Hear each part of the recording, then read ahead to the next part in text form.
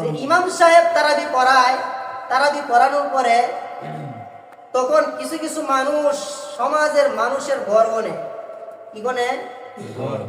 ঘর গনে যে আমাদের সমাজের ঘর কয়টা, মানে ঘর অনুযায়ী উনি অঙ্কটা বসাইবে তার। হাই হাই, ঘর তো অনেক 400-500 ঘর, তাহলে আমি যদি 200 টাকা তার বেতন দেই, সর্বনাশ, টিয়া তো বহু দুইটা 40 পারো, তাহলে তো এত টাকা ইমাম সাহেব দেওয়া যাবো, এটাও সম্ভব। আপনারা চান রাতে ইমামরে টাকা দেন, কোন রাতে? যেদিন চাঁদ উঠবো ওই দিন টাকা দিন, ওই দিন ইমামে টাকা দিয়া কসু করবো, কসু করবো টাকা দিয়া। আপনি ওই রাতে টাকা দিতে যান কেন? ইমাম সাহেবকে টাকা দেওয়ার 200 করে টাকা দিব, 300 করে টাকা দিব, সর্বনাশ।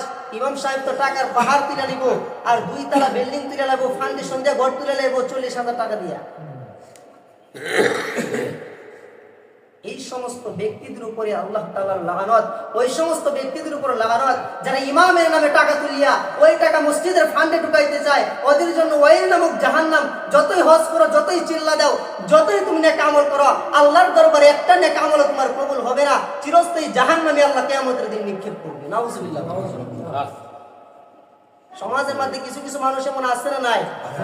ইমামের জন্য টাকা ওড়ায়, সমাজে ঘুরিয়া ঘুরে ইমামের জন্য টাকা ওড়ায়, ওই টাকা পরে কিছু কিছু মানুষ এটার ভিতরে আবার কুচা ঢোকাইয়া দেয়।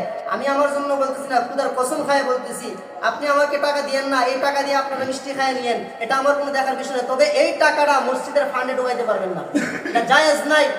আপনি